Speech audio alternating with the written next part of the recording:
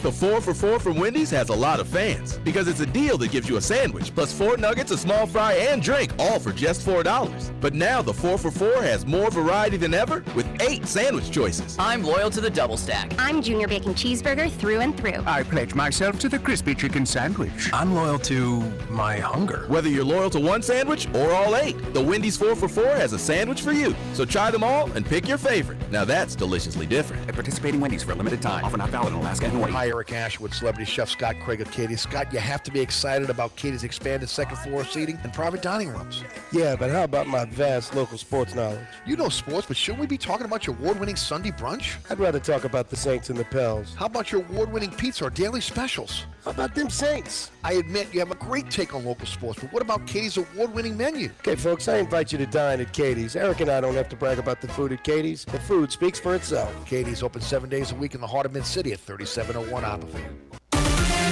Another mixed economic sign. American business activity is rising, but so are business costs. The IHS market surveys of both manufacturing and the service sector improved in April. Manufacturing hit a 3-year high, but the cost of materials increased at a 5-year high pace. New tariffs on steel were one big reason. With unemployment way down, job hopping is on the way up. 30% or more in many cities and broadly across the country. Employees have the confidence to go out and look for new jobs. That, according to Account Temp's Bill Driscoll, is by far the highest percentage of American workers willing to jump jobs since the Great Recession a decade ago. Absolutely. It's a strong market. It is definitely a candidate market. Still, higher wages aren't keeping up with job growth, but that's also expected to improve before the end of the year. NBC's Chris Clackham reporting, but economists are not predicting a massive increase in pay until worker productivity improves more. Economists also think one big reason job hopping is increasing is low pay. Quitting is the best way to make more. Also, as the New York Times notes, most new jobs created are in service industries that lack stability, security, and benefits. Poor pay increases, if any at all, are hitting public sector jobs especially hard. New data from the Federal Reserve Bank of St. Louis shows state and local employees now make up the smallest share of the American workforce in more than 50 years. That includes everything from restaurant inspectors and mental health counselors to teachers, bus drivers, nurses, and firefighters. Professions that used to be solidly middle class are now often considered low income. And more than 1 million safety switches are part of a nationwide recall because they aren't safe. Snyder Electric is recalling more than 1 million Square D brand safety switches. At issue, the power can stay on when the safety switch handle is in the off position, and that could potentially cause an electrical shock or electrocution, although no reports yet of that actually happening. Consumer and Business News, Joe McConnell, NBC News Radio.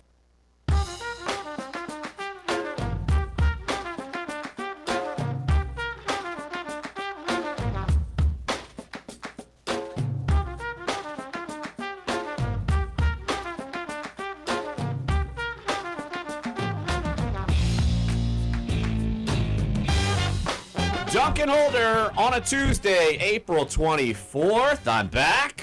Larry Holder, Jeff Duncan, Clyde Verdun, Dave DeCorbier here at iHeart Radio Central here in the Warehouse District. And don't forget, we won't be here at iHeart Radio Central after tomorrow for the next 3 days. We will be live at the Zurich Classic of New Orleans, TPC, Louisiana. Festivities are getting underway already today. They're having some celebrity shootouts today. The Pro-Ams tomorrow. Sean Payton's going to tee it off. I think Roger Clemens is also teeing it off. Ricky Jackson, some other notable folks as well. But we will be out there live, hopping around the course Wednesday through Friday. Come find us. I don't know specifically where we are Thursday, Friday. I know Wednesday we're going to be at the 19th hole, which is basically at the green of the 9th hole, and it's right when you walk in at the start of your journey through the course of TPC Louisiana in West Wego. So we're looking forward to that. Great time, great event, great golfers. Jeff, I know how much you love the event. I love the event. And this is your first time being out there to do a live radio show at the course. I think you're going to really love it when I'm assuming, going to be broadcasting one day from the Champions Club, and that is along the 18 fairway. And then we're going to be broadcasting from the Acme tent, which there are 3 holes you're nestled among, and it's a great experience, and I know the fans are going to love it. You're going to love it. I'm telling you, especially on one of the greens. I remember one year we were broadcasting way back when I was with my old radio partner Gus Cattengill, and we saw John Daly have a total meltdown on the green in the middle of the show. Classic. I'm hoping for your sake we see some sort of meltdown out there. Yeah, no, I think it's going to be a great week. The tournament is probably the best it's ever been, the field at least. And it looks like we're going to have some decent weather. I think they're talking about maybe a cold front coming through on Thursday morning, maybe a little rain. Otherwise, it should be a great week. And looking forward to it. Tomorrow, interviews start. Sergio Garcia is going to be meeting with the media tomorrow. I think Sam Burns meets with the media today. Former LSU star is having a great rookie year on the tour. And, man, we'll have NFL draft, Pelicans playoffs. I mean, I can't remember anything quite like what we're going through right now. I think the last time I can remember doing this deep into the season is back when the Hornets had Chris Paul and David West, and they got to the Western Conference semis and were taking on the Spurs. It's the last time they've gotten this deep to where Zurich, Pelicans / Hornets, Saints draft has all overlapped, and it's going to be a wild time. And look, hope to see plenty of you folks out there, and we're going to be rocking and rolling here at Dunc and Holder, NOLA.com, and the Times-Picayune. I mean, we're going to be going from day 1, round 1 of the Zurich to the Saints facility later that night to cover round 1 of the NFL draft. Jeff, I don't think you're going to be having to do that on day 2. I will be having to do that on day 2. So my head's going to be dizzy, and bet you I'm going to be sunburnt. I'm willing to bet that. That's kind of when I wanted to go out today to the course to get a little base layer, because we're going to be out there for a number of days in the sun. And look, if you're out there, you're out the tournament, and you see us, come by and say hi. We'd love to hear from you. If you like the show, if you don't like the show, if you're tired of hearing Clyde ramble on, stuff like that, let us know. Who would hate that? Who would hate that? No one hates that. And we'll put that to the test later today. Sure. We will? We'll put that to the test later today? Why? You got a ramble and rant coming? I don't think so. You never know. Yeah, you never know. You went on a rant while you were gone last week on a Friday. Well, you needed to fill some airtime without, the king in this captain's chair over here. Yeah, clearly. He did. He filled it.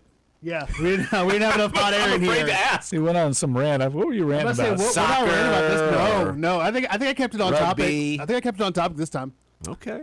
At least if you kept it on topic, then that's okay. But sometimes you got to breathe, my friend. Yeah, I know. Now, one thing you get fired up and you just go for 20 minutes, and then all of a sudden we bust through breaks, and then advertisers get pissed. Yeah, it's true. I think you ranted recently about no one going to Pelicans games or something like that. I did do that. That's not a problem now. Apparently tickets are selling like crazy. I think they've already sold out or close to selling out for the second round, and lower bowl completely gone.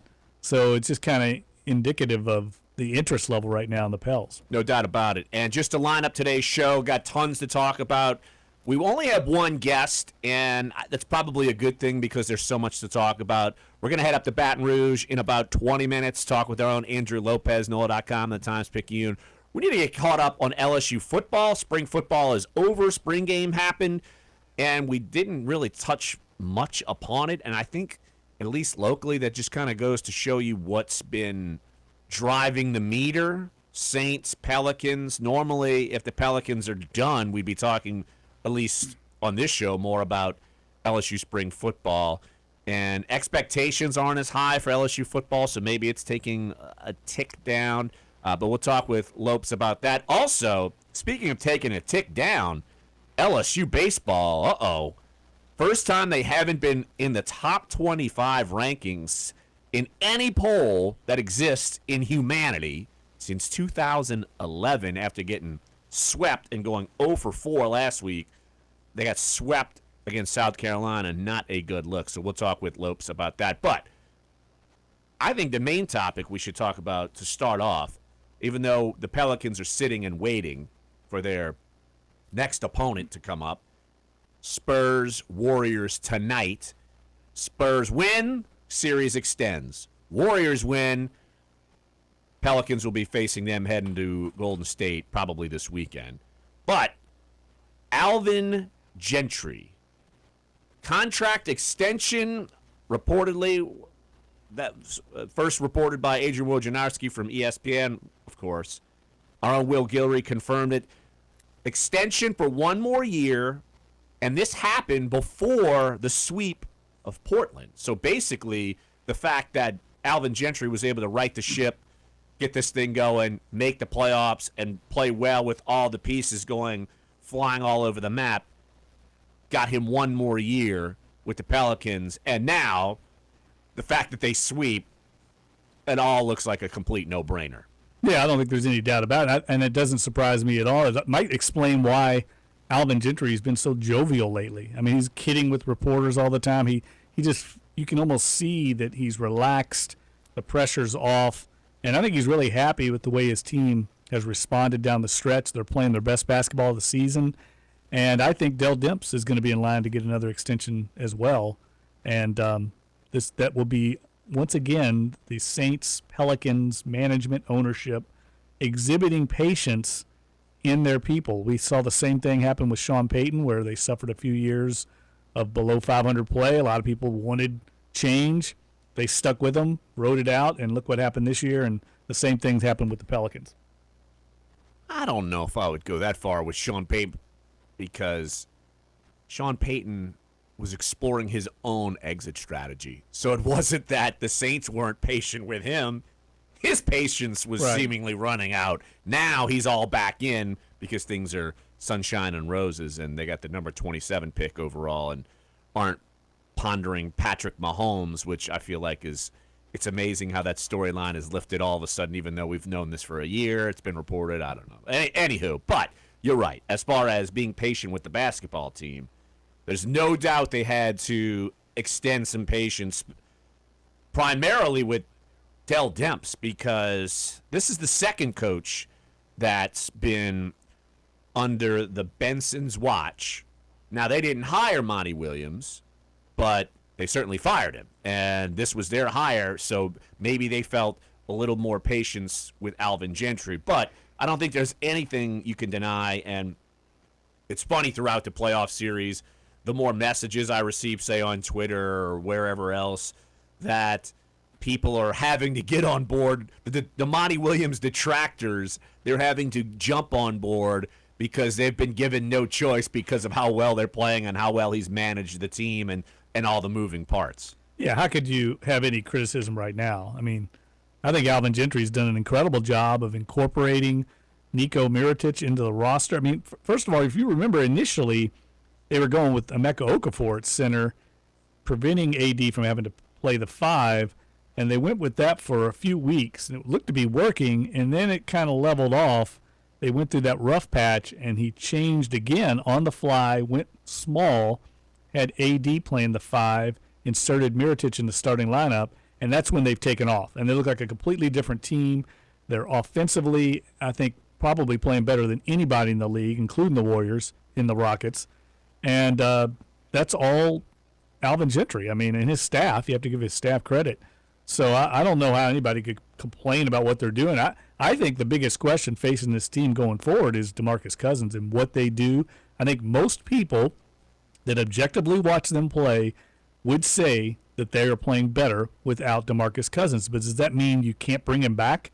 I mean, you know, he does bring a lot to your team, but at what cost do you bring him back?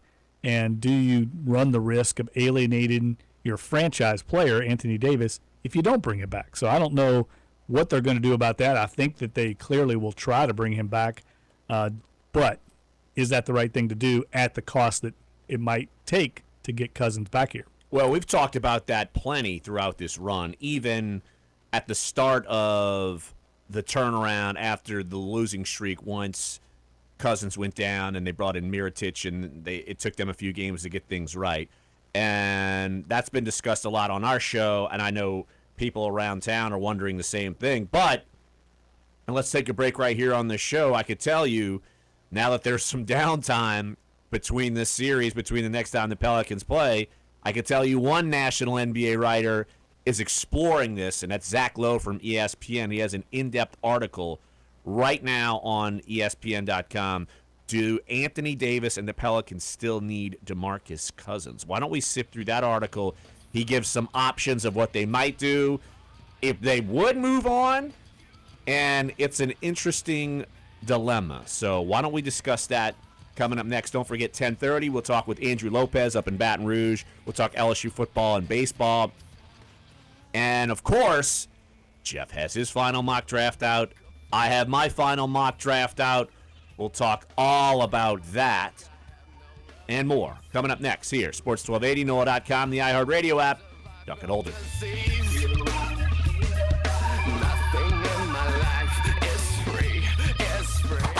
From the first pitch to the last out, we've got your Cakes tickets all season long.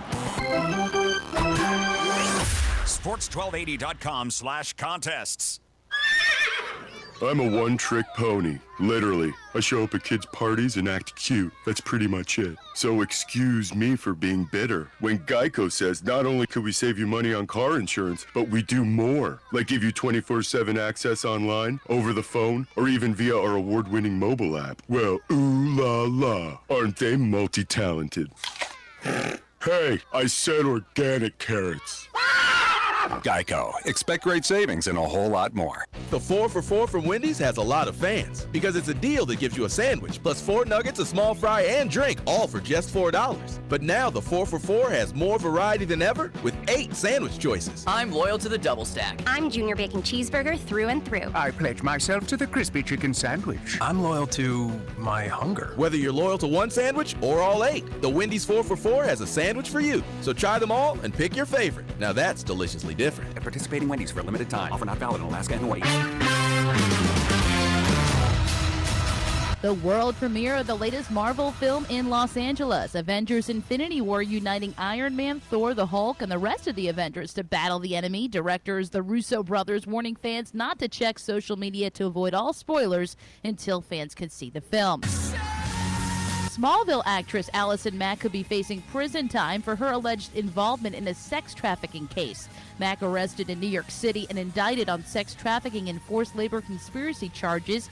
She supposedly recruited women for Nexium, which authorities say was passed off as a self-help group but was really an organization that turned women into sex slaves. She and the alleged cult leader could both reportedly face a minimum of 15 years behind bars if convicted. Harry Potter and the Cursed Child on Broadway opening to rave reviews. The New York Post said they'd never seen anything quite like it, calling it Broadway magic, while the New York Times saying the more than 5-hour-long show, which is presented in 2 parts, is now the gold standard for fantasy franchise entertainment. The $68 million production, the most ever spent on a non-musical Broadway production.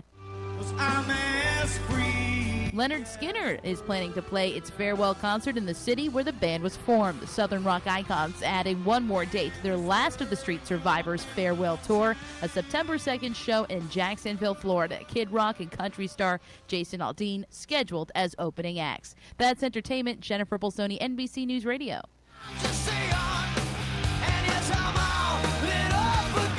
This is Dunc and Holder on Sports 1280, New Orleans. 504-260-1280 is the number to get involved. We'll talk our Saints mock drafts in hour number 2. I could tease tomorrow. We're going to have Juan Kincaid from WVUE TV Fox 8. We're going to have him on. And also, we are going to talk NFL draft with Luke Easterling of the Draft Wire, part of the USA Today network. We will talk and all things NFL draft with him on tomorrow's show. But let's stick with the Pelicans. And Jeff was bringing up kind of the elephant that's growing larger in the room, and we've got a little bit of downtime but because we have no idea who the Pelicans are even playing yet in the Western Conference semifinals. But I think the nation is starting to see the Pelicans successfully playing without DeMarcus Cousins. And Zach Lowe from ESPN.com, who's, of course, one of the best in the business, there's no question about that, in-depth article about questioning whether the Pelicans should bring back DeMarcus Cousins and the pluses and minuses. And, Jeff, it's not the first time or the second time or the third time or probably even the 10th time we've discussed it on the show, but I think it's starting to pick up steam. Wait a minute. The Pelicans are playing so well. If they don't bring back Cousins, they've got plenty of money to spend, and they can go in a different direction and keep the same dynamic going. And Zach Lowe kind of goes through some of the pros and cons of keeping Boogie or letting Boogie walk. Yeah, there's a lot of options. It's not simply a matter of do they bring him back at the max contract or let him walk. I mean, I think there's a lot of variables there, maybe trying to offer him a short-term deal kind of to see where he's at. There's the option of signing him back and then trading him. So you have an asset that you can get something for, but he'd have to play well. He'd have to come back and show other teams on the court that he's a viable all-star candidate like he was before anybody's going to take him in a trade coming off that ruptured Achilles tendon. But also I think the option of bringing him back on a short-term deal and seeing how it works out for both sides might not be a bad idea. Obviously, the wild card in all this is what is the market going to be for him, because he is a free agent, and he's going to have the option to market his services to other teams. And somebody out there that wants to kickstart a rebuilding job might want to go make him an offer and bring him in and build their team around him because he's such a talent. Well, if I'm the Pelicans, I wouldn't re-sign him just with the intention, okay, we're going to sign and trade him at some point. Like, if I'm them, I'm to the point where if I bring him back, I've got to at least assume he's going to be there through the life of the contract. That's because he's too good of a player, and you're going to be putting too much money. You got to be willing to absorb the money and absorb everything that goes with it if you're going to at least commit something to him. You can't go in, I'm going to sign him, and you know what, we're going to trade him in like 5 months. I don't think that can't be your mindset, because then you have no real plan if you're, I don't want to say stuck with him, but if he stays on the roster through the duration of the deal. Well, yeah, I mean, I think that would be kind of the last option they would pursue. But in other words, if they do sign him, they're not stuck with him. They could trade him. I mean, there would be an out for them. I think the big question, though, is they bring him back, whatever they're going to pay him, what is that going to prevent them from doing?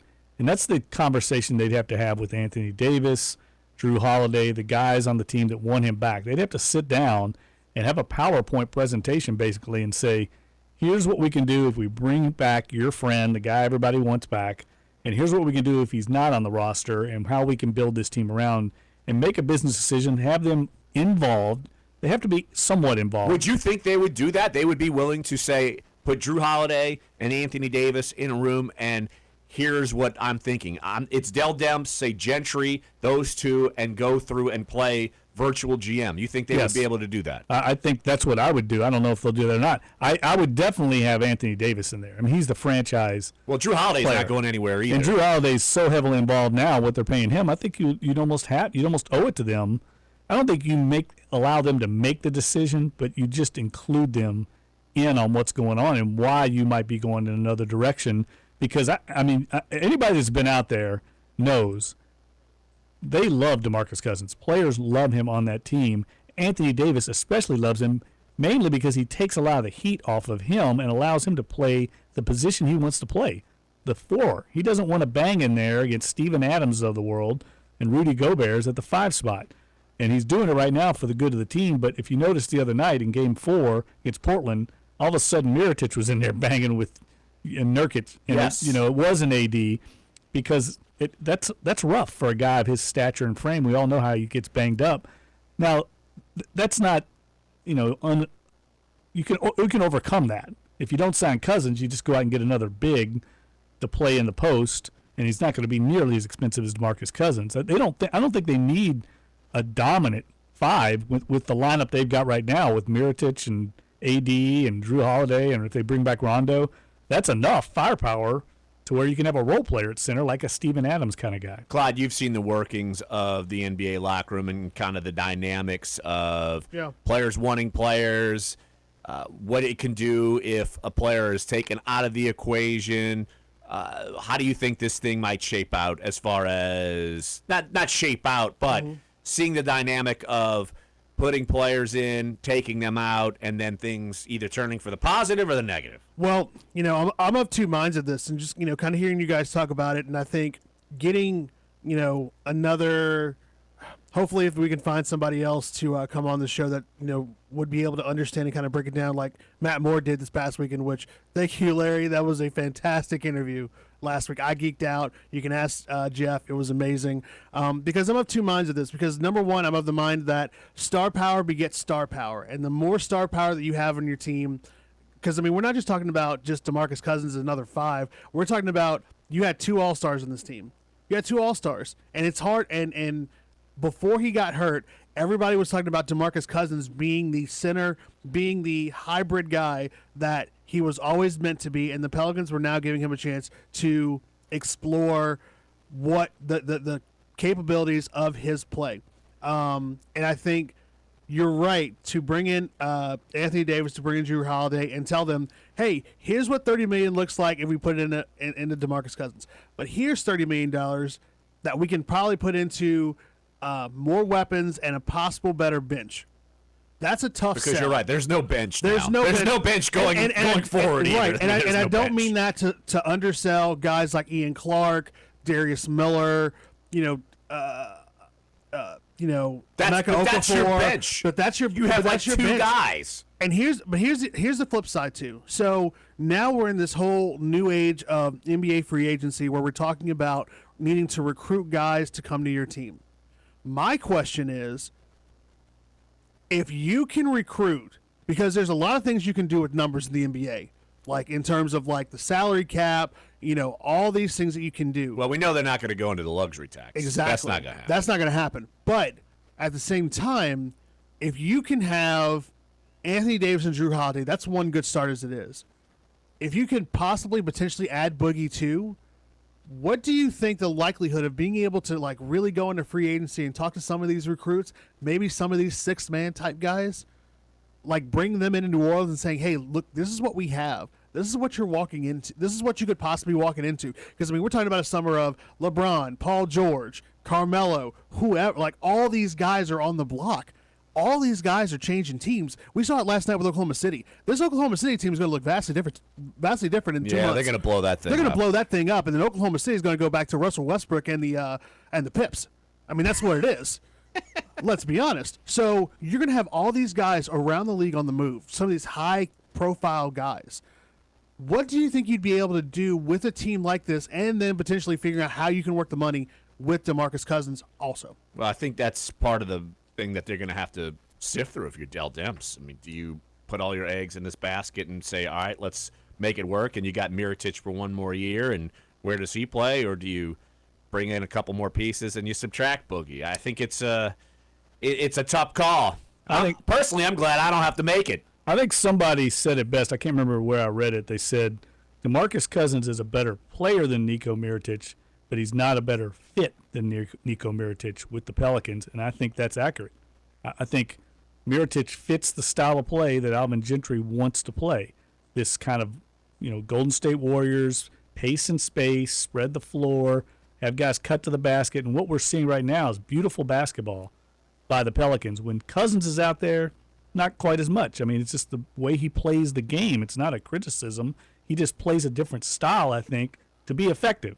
Now, what if he could change? What if he could change? Because I think also we're talking about. Well, he's also we don't know his health. Yeah, we don't know his health, and we don't know when he's going to come back. And that's also another part of this too that I don't want to rain on the parade. I'm not going to rain on the parade, but I just want to be at least a little bit realistic. We're looking at a string of how many games. Not since Boogie went out, but how many games the Pelicans have played in this iteration with Rondo at the start, Rondo at the point, Mirotic also in the starting lineup. We're talking about maybe, 15, 16 games?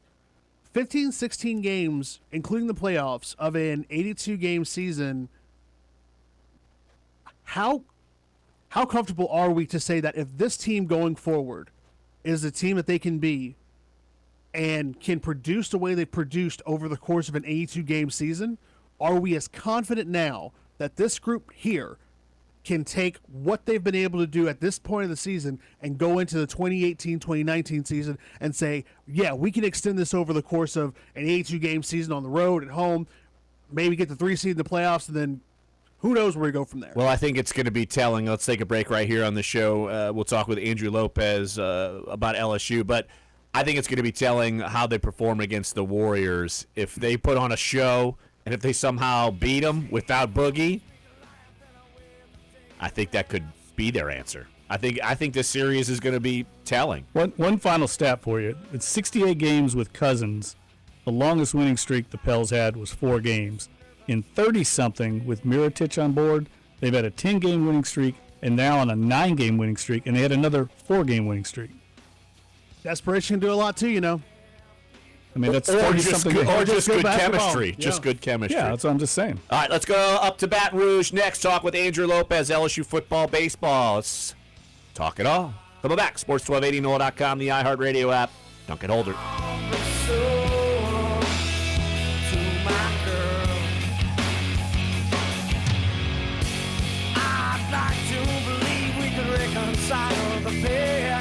Your forecast on Sports 1280, New Orleans.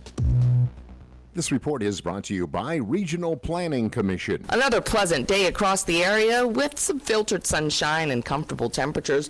Starting off a bit chilly again early on here with temperatures in the 50s, but warming nicely into the middle 70s by later on in the afternoon.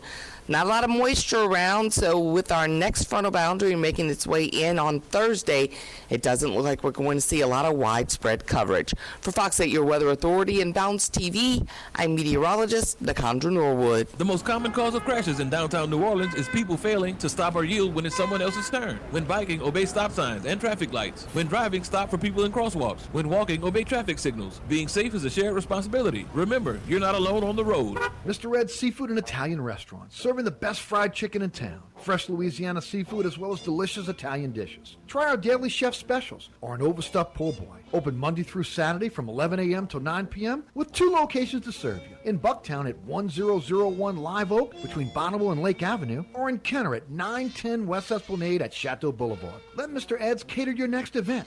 Mr. Ed's Seafood and Italian Restaurant. 2 great locations, 1 great menu. Mr. Ed's Oyster Bar and Fish House, now open in the quarter 7 days a week at 512 Bienville.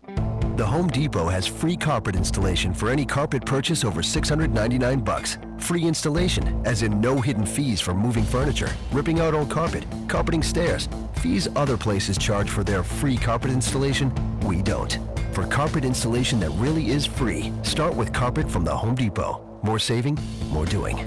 Valid on carpet priced $1 or more per square foot. Specialty items may be priced separately. License numbers available at homedepot.com/license numbers. Whoa, long time no see. It's me, the Rock t-shirt in the back of your closet. Dude, remember? You crowd surfed in me, man. But you haven't worn me in like forever. I get it, you're retired, but I still got some rock left in me. So take me to Goodwill, where I can really make a difference. Your donations to Goodwill create jobs, training programs, and education assistance for people in your community. To find your nearest donation center, go to goodwill.org. Donate stuff. Create jobs. A message from Goodwill and the Ad Council. Postpartum depression affects as many as 1 in 5 women. Dr. Nicole Benders-Hadi is a New York City psychiatrist. Right after the birth of a baby, levels of progesterone in the body drop suddenly. So that has a lot to do with mood changes. Also things like sleep deprivation. She says postpartum depression is not the same thing as the baby blues, which affect most women and go away about 2 weeks after their babies are born. Classic symptoms of PPD? Loss of appetite, insomnia, intense irritability or sadness, loss of interest, difficulty bonding with the baby. Dr. Benders-Hadi says if symptoms don't clear up, you should see a doctor for evaluation and treatment. One place to turn is Doctors on Demand. It's a web-based service that can connect a new mom with a psychiatrist or psychologist 24 hours a day using a cell phone, tablet, or laptop. Health Updates, Sarah Lee Kessler, NBC News Radio. Your home for home team talk. Sports 1280, New Orleans. Let's head up to Baton Rouge. Talk with NOLA.com Times-Picayune LSU beat writer Andrew Lopez. Lopes, LSU baseball. Let's start there. Last time I talked to you, you told me not to panic. Now it is panic. They're not ranked for the first time since 2011. Get the for sale signs, put them up in Paul Maneri's yard, right? You have a lot of fans who feel that way. I mean, watching my mentions and Twitter kind of implode over the weekend was something. It was wonderful. It was wonderful to watch.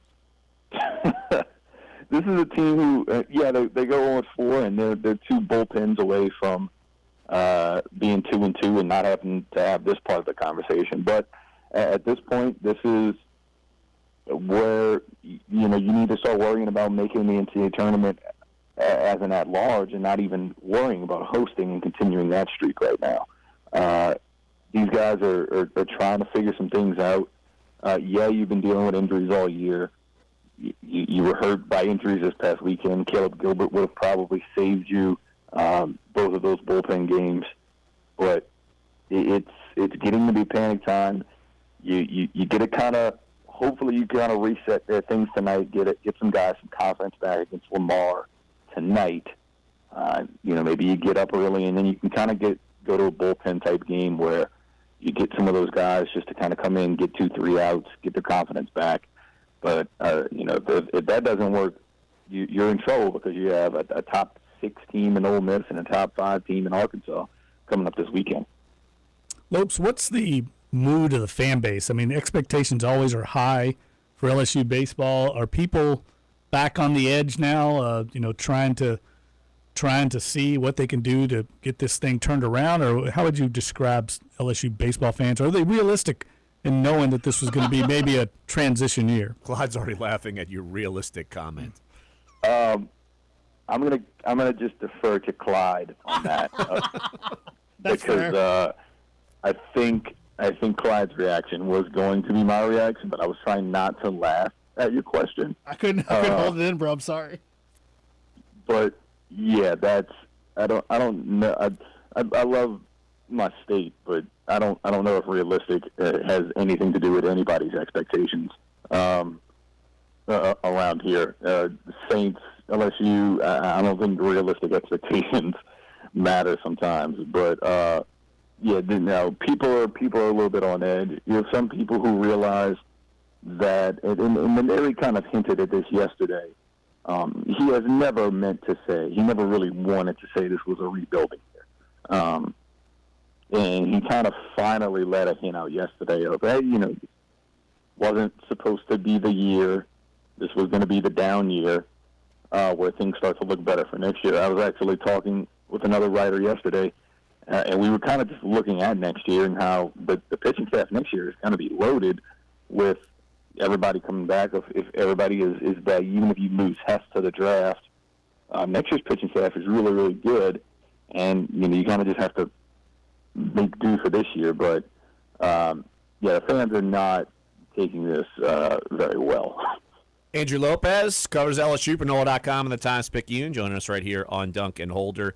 What about these injuries? You've got a post up on NOLA.com kind of sifting through some of the thoughts and on these injuries. Who's close to coming back? Who might not be back for a while? Yeah, we can kind of break those down. Let's go with the 2 guys who have come back recently. Brent Broussard came back last week after missing 3 weeks with a broken thumb. He has not swung the bat well since he's been back. I think he's 2 for 15 in the last 4 games, and he was LSU's leading hitter before that. He was hitting .363. His batting average has dropped about 35 points right now. Maneri said even when he was hurt, he couldn't lift, he couldn't work out, and he's just getting back in there swinging a bat now. Maybe rushed back a little early, but which is something that Brent was all about. Brent wanted to get back early, but you see how it is right now, and Brent's not really in a place to do a lot of damage, and that's kind of hurting him a little bit. Bryce Jordan is still dealing with his bruise on his knee from earlier. He suffered earlier in the month. He's really only a pinch hitter type guy, and even right now, as a pinch hitter, he's really just kind of, if he can go in there and hold the one, hit a home run. He can't really run around the bases. He's still struggling getting up the line, so he's also not healthy. So there's was a guy who was starting for first base for you for most of the year. The thing about Bryce is Spice is also one of your vocal leaders, along with Bo Jordan. To go back to the leader part, now you're looking at Josh Smith. It's very possible Josh Smith comes back this week, which I feel like we've said for 3 or 4 weeks now. He's missed almost the entire season with a stress reaction in your back, but in his back, I should say. But he's been the guy who is probably the most vocal of those guys who have been out. He's your emotional leader. He's probably your best player when all things come down to it, and he's going to give that lineup a big boost. Caleb Gilbert, I talked about earlier, he has a sore shoulder. He's not able to throw right now. After getting bumped from the starting rotation, he goes back into a bullpen role where he is more comfortable. He can't throw, and then Nick Storrs, the 6'6", 250-pound guy who can throw 94, 95, was supposed to be a big part of either the starting rotation or the bullpen.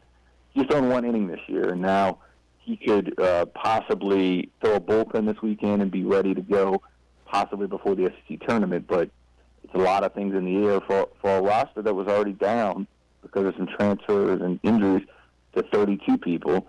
You don't have Eric Walker at all this year, who helped you get to Omaha as a starting pitcher on Sunday last year. So there's been a lot of injuries, and transfers have kind of hurt this roster to where he's already dealing with 3 or 4 less players than most people, and injuries don't help that. Lopes, let's switch gears. LSU spring football. Spring game happened this past weekend. What are maybe some of the major takeaways you've had throughout the spring? And, of course, the quarterback question is always a spicy one. Yeah. Justin McMillan had been told by some people who have seen the practices more than the 10 minutes that I get to see practice, that Justin McMillan looks the best out there. When the game started, I was like, I don't see it. And he was missing targets. Looked like he was missing some open throws, but he settled in as the game went on and kind of got comfortable. Lowell Narcisse, he has, I think, 205 yards passing, but I think 150 of that came on 2 receptions, but I think there might have been like 110, 120 yards of yak. Justin Jefferson's 94-yarder was a short out that he turned and went upfield 94 yards, and then he had a 63-yard pass to Derek Dillon. But I think with those guys, this is going to be something that I think they're going to play 2 quarterbacks this year. And it could be a true 2 quarterback system, not just you start this week, you start this week, you start. No, I think it'll be a true 2 quarterback system going into the fall. Well, you know what people say about that. It means if you got 2 quarterbacks, you don't have one. I wonder if that is actually just a fallback because they like both styles, but neither one of them has stood out enough to win the job, or the 3. And none of the 3 have won the job. I wanted to ask you, though, real quick, Lopes, about Clyde Edwards-Helaire. It sounds to me like he had a nice spring game. He's a guy that I think a lot of expectations now, replacing potentially Darius Geis. So many great running backs have come through LSU. How would you describe Edwards-Helaire, and what kind of role do you think he's going to have this year? Clyde is, he's probably the best Clyde that I know personally. Wow, that's a shot, bro. Wow. For one. Hey, Clyde, my bad. Hey, man, thanks. I like it. Edwards-Helaire is probably going to, I think, be the leading rusher for LSU this year. He's a tiny guy. He's 5'8". But he's 208. He's compact. He's hard to bring down. He's like Darius in a way where Geis was always, his legs were always churning. Sometimes he would be able to pick up 2-3 extra yards after contact just because he wasn't going to go down. And Clyde that can do that. And I think you saw in the spring game that he kind of established himself as the guy. They're still looking at, a grad transfer coming in this weekend at running back, Trey Watson, a kid from Cal. Chris Curry, 5'11", 220 freshman, is going to come in over the summer. But if you had to ask me right now, I think I would put my money on Clyde being the guy who is LSU's leading rusher this year. Lopes, let me ask you one more, and then we'll let you run. And it's Arden Key. What have you been hearing about him throughout this draft process? I know teams have their doubts. What have you been hearing through kind of the grapevine with what he's been doing and his potential fall, even as far as even day 3? It's starting to kind of come out about what happened last year, about how it does appear that he told him since he went to rehab for marijuana use. Some teams have removed him off their board completely. I just don't. A lot of people would ask me about if whether or not this was months ago, whether the Saints should take him at 27, and I was like, I don't feel like I would touch Arden with a 10-foot pole. I would have to take Arden would have to be a value pick, 3rd, 4th, 5th round for me, and I think teams are starting to see that too now. It doesn't look good for him, the way he's kind of carried himself, and it's going to be a long draft process for Arden Key. I don't see anybody touching him early. That would be a shock to me, but like he said, if you got sophomore Arden Key, you're getting a steal. If you got junior Arden Key, it could be a Randy Gregory situation where you get a guy and he spends more time off the field than on it because of suspensions. Andrew Lopez covers LSU for NOLA.com and the Times-Picayune. Hey, Lopes, appreciate it as always, my friend. All right, thanks, guys. Thanks, Andrew. Let's take a break right here on the show. Don't forget, hour number 2, we're going to be talking plenty of Saints draft. Jeff has his mock draft out. I've got mine. Josh Katzenstein has his. None of us are taking a tight end in round 1, which I know people are clamoring for. We'll dive into our thought process behind that in hour number 2. So come on back. Sports 1280, NOLA.com, the iHeartRadio app. Dunc and Holder. The directions that I take and all the choices that I make won't end up all for nothing. Show me what it's for. Make me understand it. I've been crawling in the... Corey Johnson on the neutral ground, 4 till 6. When you get a letter from Greg to Neo one day, because I'm going to have a wreck if you keep doing that Buddy Down Roberto stuff. Kenny, then damn you Kong Fu and Dammy Kong. We don't want you wrecking the vehicle, Mark. Over my buddy B. Sports 1280, New Orleans. Disney on Ice presents Dare to Dream, where I can chase adventure like Maui and Moana. Dream big with Rapunzel. Anna proves family is forever. And Belle shows us beauty is found within. At Disney on Ice presents Dare to Dream. Tickets start at $15. Restrictions and charges may apply. Coming to Lakefront Arena May 3rd through 6th. Visit DisneyOnIce.com for details. The 4 for $4 from Wendy's has a lot of fans because it's a deal that gives you a sandwich plus 4 nuggets, a small fry, and drink, all for just $4. But now the 4 for $4 has more variety than ever with 8 sandwich choices. I'm loyal to the double stack. I'm Junior Bacon Cheeseburger through and through. I pledge myself to the crispy chicken sandwich. I'm loyal to my hunger. Whether you're loyal to one sandwich or all 8, the Wendy's 4 for $4 has a sandwich for you. So try them all and pick your favorite. Now that's deliciously different. At participating Wendy's for a limited time. Offer not valid in Alaska and Hawaii. Eating healthier is now easier with Dornax Food Center's new Better Health blog. Functional nutritionist Diana Davis shares her insights on how to eat healthy and love it. Just visit Dornax.com and click on the blog link. Dornax Food Center, 710 Veterans in Metairie. A report says Amazon is working on a home robot. Bloomberg says the secret project is called Vesta after the Roman goddess of the home, and it's not exactly sure what the HomeBot would do. Bloomberg theorizes that it could be Alexa on wheels, allowing people to bring Amazon's voice assistant with them around the home. The company hopes to begin seeding the robots in employees' homes by the end of the year and potentially with consumers as early as next year. Apple is offering free battery replacements for some 13-inch MacBook Pro laptops manufactured between October 2016 and October 2017 that may have a faulty component. Apple has set up a website where users can input their device's serial number to check for eligibility. J. Cole's 5th album, KOD, setting Apple Music's record for streams in the first 24 hours in the U.S. with over 64 million streams on its first day. KOD surpasses the previous record holder Drake's Views by nearly 1 million streams. Tech Report, Larry Olson, NBC News Radio. This is Dunc and Holder on Sports 1280, New Orleans. Get on over to sports1280.com. Head over to the contest tab. A little drop-down box pops up. Go click on Sports 1280 free lunch draft. That's right. We're going to be making our selection for a draft day date with Jeff, myself, Clyde, anyone else who wants to come. We're going to do it at Deanie's in Bucktown. You just go enter the contest. We will be making our pick on Monday.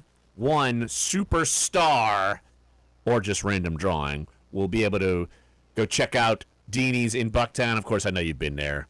We've all been there. It's delicious. That's why we're going back for lunch. We're going to be talking. I mean, that thing scares the hell out of me every time we do it. It's like, I feel like it's a horse trying to bite my neck.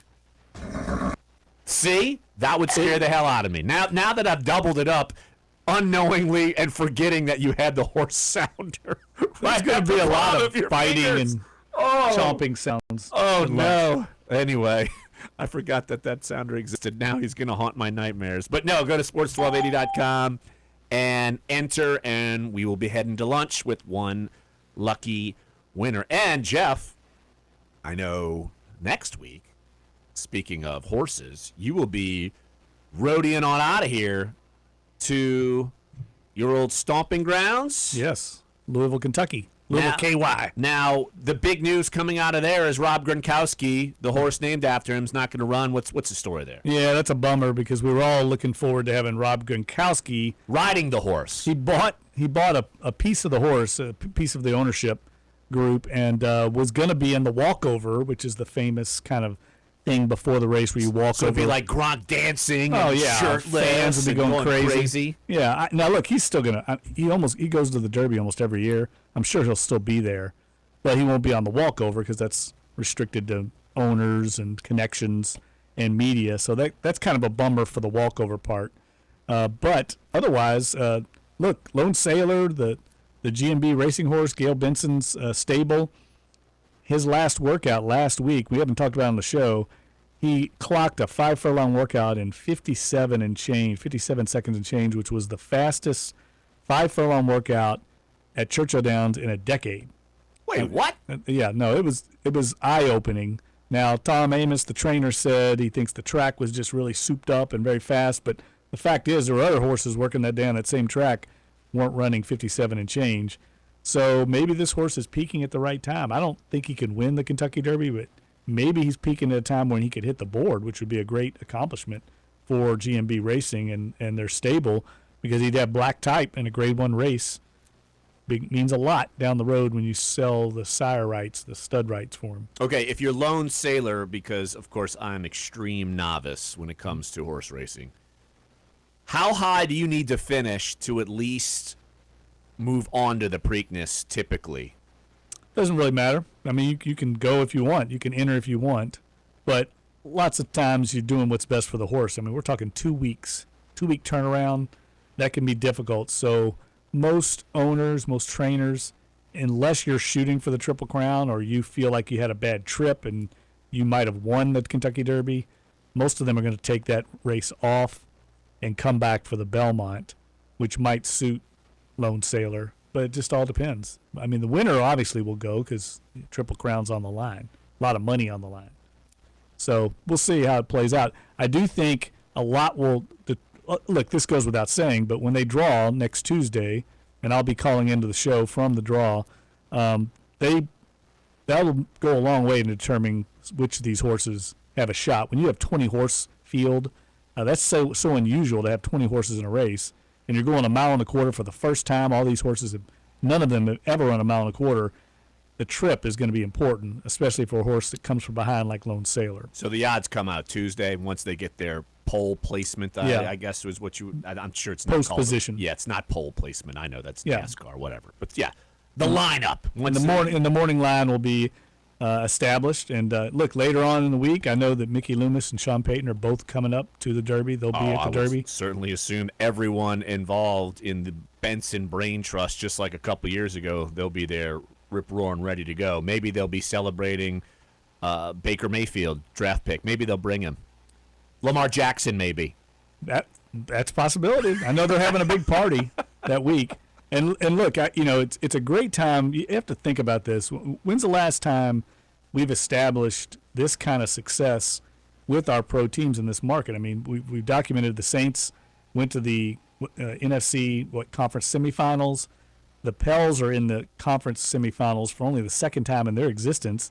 And the Bensons have another horse in the Derby. I mean, it's amazing that the success they're having this year. This is one of the most successful years for that management and ownership team ever in the history of the franchise. Well, it's a rarity to have the Saints and Hornets/Pelicans successful in the same year. Especially, we've only seen them advance once, talking the Pelicans into the second round of the playoffs, and that's the season where the Saints 2007, they came out with some expectations and fell flat just because it seemingly weren't ready for prime time quite yet. Maybe they overachieved in 2006. But, look, it's a great time to be a New Orleans sports fan. There's no question about it, especially this weekend when you've got all of these things moving around, and certainly something we're going to have to keep an eye on. And we will here right here on the show. So hour number 1 is up. Hour number 2 is on the way. We will dive into our mock drafts. We'll mention why we're not a fan of the tight end in round 1. I'm sure people will scoff at that. No matter, who cares? We'll say what we want. Here, Sports 1280, NOLA.com, the iHeartRadio app. Dunc and Holder.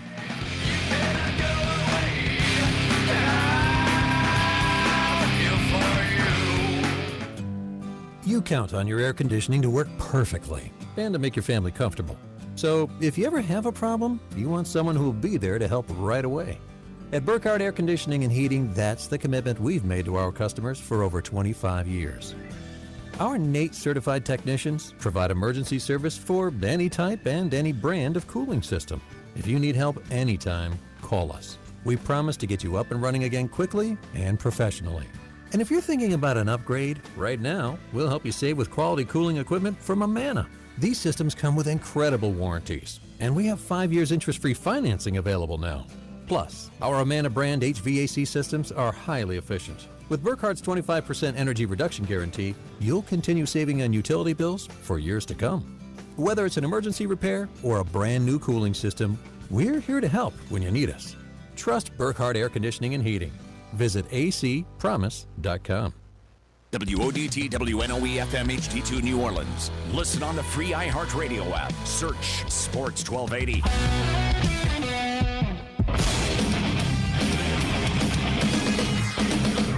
Fox Sports trending now. Things quickly changing right now in the NBA, off the court, that is. Head coach for the Celtics, Brad Stevens, says that Marcus Smart, bad thumb and all, has been physically cleared to participate in Game 5 today, but his availability will depend on how he feels today during the morning shoot-around. Meanwhile, John Henson, not so good. He's got back soreness. In fact, did not even travel with the team to Boston, so obviously he's ruled out for Game 5. Speaking of Game 5s, George Hill is listed as questionable on the injury report for the Cavaliers when they take on the Pacers tomorrow in that series. Meanwhile, Houston Rockets' P.J. Tucker says he's definitely ready to go in Game 5 tomorrow against the Minnesota Timberwolves. Houston is up in that series 3-1 after winning last night. OKC, they're down 3-1. Jazz got them again, 113-96. Donovan Mitchell poured in 33 points.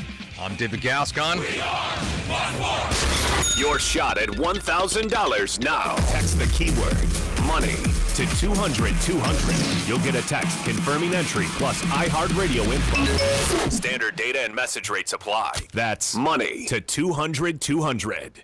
Paid non-attorney spokesperson. Paid for by OpenJar. Consult your doctor before discontinuing any medication. Attention, anyone who has taken Nexium, Prilosec, Prevacid, or any other proton pump inhibitor to treat heartburn, indigestion, or acid reflux. You may be entitled to significant cash compensation. The Journal of American Medical Association recently reported that proton pump inhibitors, including Nexium, and Prilosec may increase the chances of individuals developing chronic kidney disease by 50%. If you or a loved one took Nexium, Prilosec, or any other proton pump inhibitor and have experienced kidney problems such as chronic kidney disease, renal or kidney failure, dialysis treatment, or even a related death, call 800-289-0789 now. You may be entitled to significant compensation, but hurry, time is limited. If you or a loved one took Nexium, Prilosec, or any other proton pump inhibitor, call 800-298-0789. Operators standing by 24/7. Call 800-298-0789. That's 800-298-0789. 800-298-0789.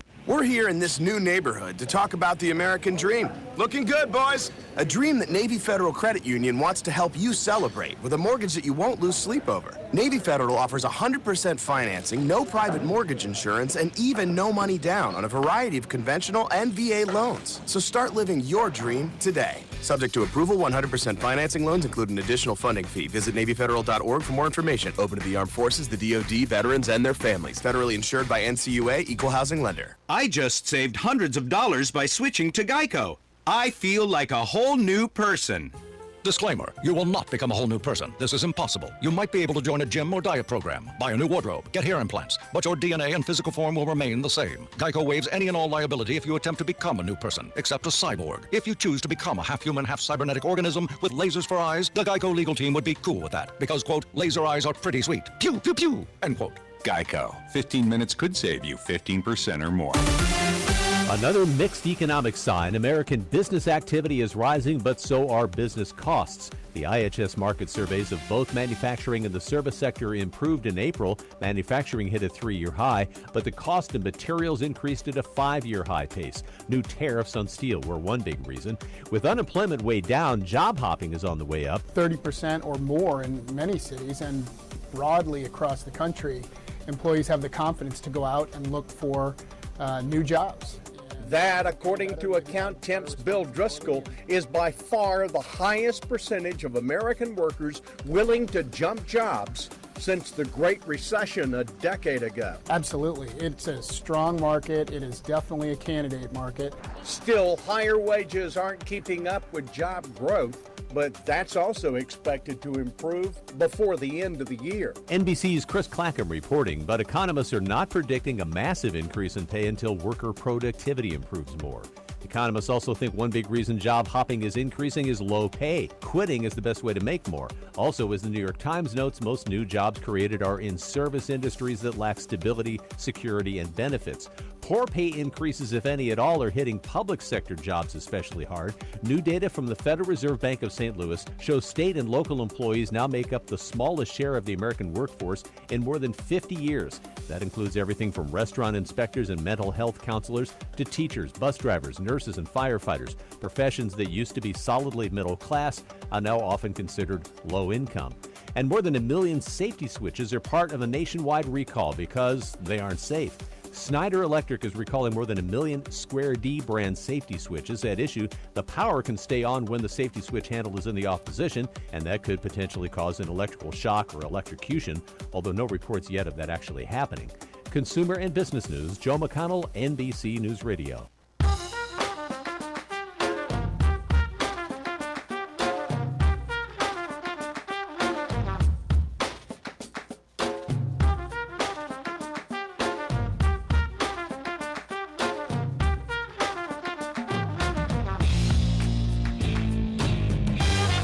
Dunc and Holder, hour number 2 on a Tuesday, April 24th. Larry Holder, Jeff Duncan, Clyde Redan, Dave DeCorbier, all here at iHeartRadio Central.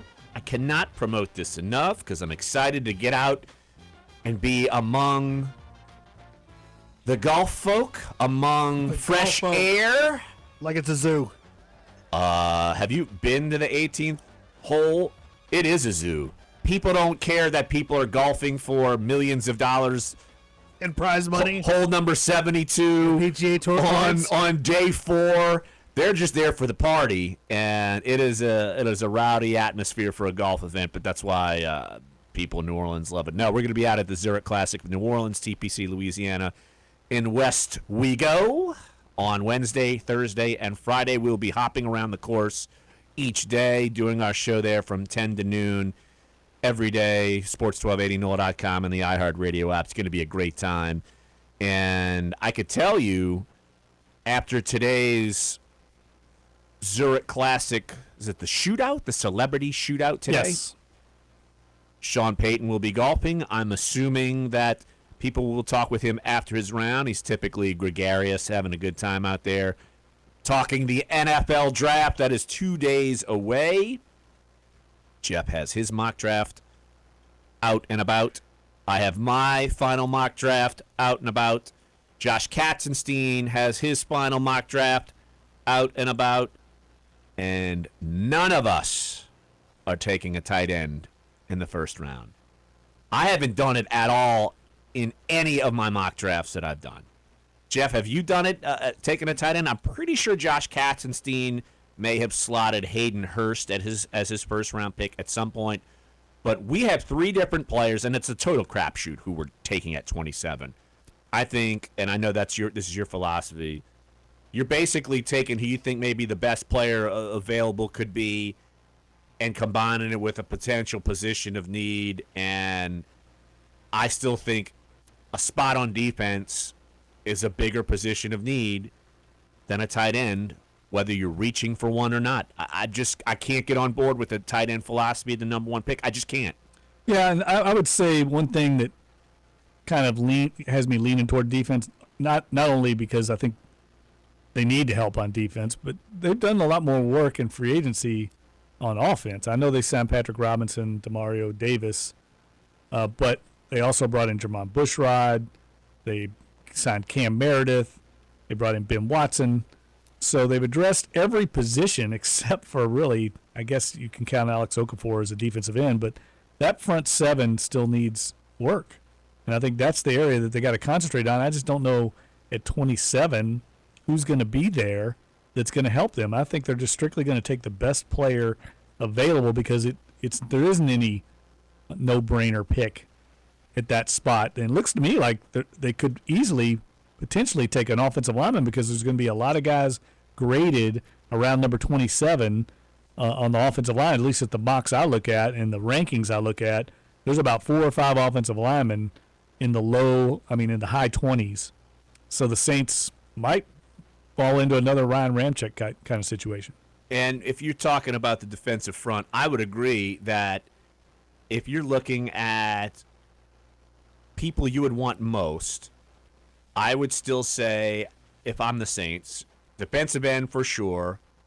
I would certainly say defensive tackle is up there, and all you've got to do is look who they've swung for and missed. They swung for Muhammad Wilkerson, at least stood in the batter's box. They swung for Ndamukong Suh and missed. Admittedly, Mickey Loomis said they missed because they weren't wanting to up the ante monetarily, but you're not going after Wilkerson and you're not going after Suh if you don't think there's a potential upgraded defensive tackle. And you can like the 3 guys that they have at defensive tackle. You can like Sheldon Rankins. You can like Tyler Davison, and you can like David Onyemata. You certainly need a 4th guy, and I don't see anyone on the roster right now as being a 4th guy, say, at defensive tackle. Now, it would have been Nick Fairley, and we wouldn't have been probably talking about this position at this rate. But you're still missing a 4th guy. And how sold are you on Tyler Davison as your nose tackle in the 4-3 going forward, because this is the final year of his contract, and he would become, because of the way the rookie scale is now, he'd become an unrestricted free agent because this is the 4th year of his deal. He doesn't get the restricted free agency tag, so he would become an unrestricted free agent. Do you think you can upgrade there? I think the Saints would look at, say, nose and feel like maybe we can upgrade there. I don't think there's any doubt about it. Like Tyler Davison, I think ideally is suited to be a rotational player, not necessarily a starter. I think you can survive with him starting. And I think they did this year. I mean, you can survive with him starting, just like, say, Senio Clemente. I mean, you'd like to do better, but you're okay with him out there. But the Saints are always, like every team, looking to upgrade. It makes sense. And if you can get an Ndamukong Suh or Muhammad Wilkerson or somebody like that, of course you're going to try and make a move that can help you win another Super Bowl. That's what everybody's shooting to do. And I don't think there's one of those guys going to be available at 27, unfortunately. I just don't see it. This draft, according to every scout and analyst I've either talked to or seen and read about, it is about 15 players deep in the first round, maybe 20. And then it kind of drops off, and everybody's about the same from the bottom of the first round through the second, third, and fourth round. They're all like going to be solid players in the NFL. Maybe some will be starters. Maybe some of them will develop into stars. But right now, you're taking a risk on trying to find an impact player, I think, at the end of the first round. It's very unlikely. And I think that's why you see kind of the jury out on some players. I'll just give for an example. And we had Dane Brugler on, was it last week or 2 weeks ago? I forget. 2 weeks ago. They're all meshing together. And he had Josh Jackson with the Saints, and I had him. He's a cornerback from Iowa. I had him in my fourth mock. I stuck with him just because I said, it took me, I'd like to say 2 days of researching. I was so hell-bent on, all right, let me try to narrow this down as much as I could. And by doing all the research and talking to people and this, that, and the other, I still couldn't narrow it down. I have like 10 players I could see viable and I'd say, all right, that's a good pick for the Saints because of what you're saying, Jeff. And I don't know who's going to rise and who's going to fall. Last year, I would have never thought Marshawn Lattimore, and that's at 11. I would have never thought Marshawn Lattimore would have fell. If I would have thought he would have been available at 11, I would have taken him in every mock draft I ever did. But I never thought he would be there. And so, just for an example, I'm sticking with Josh Jackson at number 27. I've seen him as high as 9th in a random mock draft. I've seen him fall to 32 in mock drafts from people that I trust and guys who study way more tape than you and me do. So I've just said, you know what? I'm going to stick with him there. And if he's there, I think he'd be a good pick.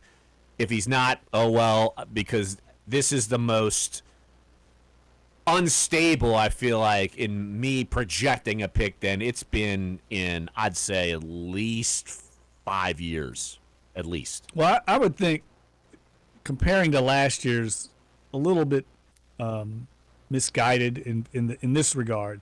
I think last year's draft was much deeper than this draft.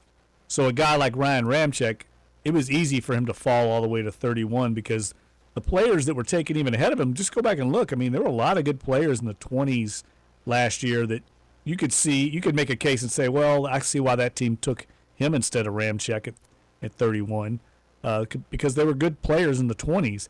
I don't think that's the case this year, and I'm not saying that they're not going to be good players, but impact guys that could come in and start for you, I don't see that happening. Like I think if Saints fans are thinking the guy that the Saints take at 27 is going to step in and be Alvin Kamara or Marshawn Lattimore, they're going to be disappointed because I don't think whoever they take there is going to start on this team because this team, pretty much every starting spot is back. Maybe somebody beats somebody out, but other than left defensive end, maybe one of the linebacker spots, Alex Anzalone, I mean, maybe that nose tackle spot. I mean, there's not a lot of open spots, in my opinion, that somebody's going to come in and start. I would say the only spot, and you mentioned it, would be the defensive end spot opposite Cam Jordan. And that would have to be, and I don't necessarily know if they would start. Say if Boston College's Harold Landry drops. Do I think he's a 3-down defensive end? I think he's at 250 pounds. I probably wouldn't say that right now. I'm drawing a blank at how much Alex Okafor weighs because he was essentially a 3-down guy. Yeah, he would start, I think, over him. Right. And it'd be like a platoon, don't you think? Same with Marcus Davenport. Even that kid, I don't think he would start. I think he would come in passing situations. Kind of like Derek Barnett did with the Eagles. Yeah. He wasn't a 3-down guy. But he came in pass rush situations. And also, we can't forget, I'm wondering how far from, and we're talking that defensive end spot, and you're talking, say, starting in the base. I'm still curious to see how far, say, Trey Hendrickson comes from year 1 to year 2, because he's big enough to, say, be a base starter in the defensive end spot. And if he's good enough to rotate inside at times and pass rushing situations, maybe you try that. But I could see him maybe on rundowns or something like that. Maybe he serves as your defensive end moving forward if you don't trust Okafor's health at this point, Now, if Okafor is healthy, I think he's still your guy. But I think they're gonna take a. We know that they like Hendrickson. We know that they like him. They'd like to see him develop like a Rob Ninkovich. They've made that comparison before already. Well, here's the thing that sticks out in my mind, and it continues to stick out in my mind as I go through a mock and as I'm thinking about what's going to happen Thursday night, and that is that Sean Payton has identified the pass rush as the number one need. And unless you're counting Alex Okafor, which I don't think they are, I think it's still foremost in their mindset, and I think he's going to go get one. I think they're going to make a trade and go get somebody because I just know how Sean Payton works. He's not going to sit back and hope somebody falls because I don't think somebody is going to fall. In this draft, he's going to have to go get somebody, and I think he thinks this team is close. They were aggressive in free agency trying to get defensive linemen. Like you said, they couldn't make it happen. And I think he looks at his draft list and says, okay, we've got 8 picks. I don't think there's going to be anybody in round 5 that's going to come in and light the world on fire. Oh, did you read my mock? I think someone on day 3 might be a possibility. Mm-hmm. And they trade up to go get him. Who's that? Why don't we tease? Ooh. Well done. That's a well done tease. Let's tease it. Segue it. Because I've got some, I question how the Saints are going to move up in round 1. So I want to ask you about that, and then I'll give you my possibility that's already been published. I'm going to make sure Jeff doesn't look on his computer so he can't, kill the suspense. Because I know who it is. Because I have to make the graphics. Oh, this is true. So I know who it is. All right. So we'll talk more about that. If you want to get involved in the draft conversation, you can. 504-260-1280 is the number to get involved. Here, Sports 1280, NOLA.com, the iHeartRadio app. Duncan Holder. Faces numb. Up and spun out in my room. On my own, here we go. Rookies sweat their combine performance in hopes of being a first-round draft pick. You'll sweat after a hearty meal if you're our choice in the Sports 1280 free lunch draft. Declare yourself eligible at sports1280.com/contests to win a lunch at Dini's Seafood with Dunc and Holder. Excuse me.